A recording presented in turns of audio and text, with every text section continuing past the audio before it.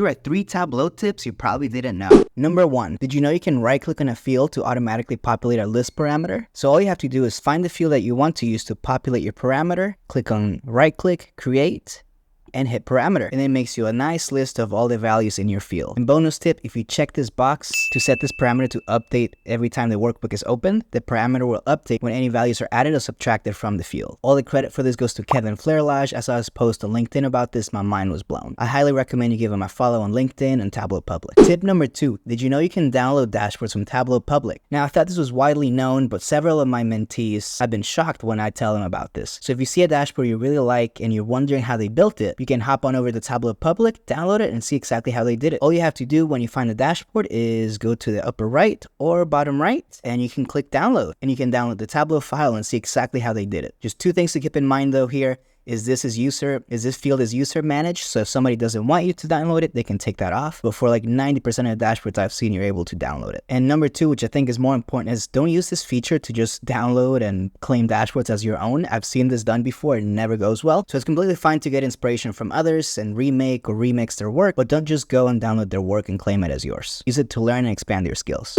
Number 3, did you know you can turn off the ability to sort your dashboards? Let's say you have multiple metrics on a dashboard, you just have a very specific way you want the data displayed, and you can turn off your user's ability to turn that off. Like in this visualization I made for the IMDb ratings of Star Wars: The Clone Wars, I've sorted by season and episode, and I don't want the user to be able to change that, like you see here.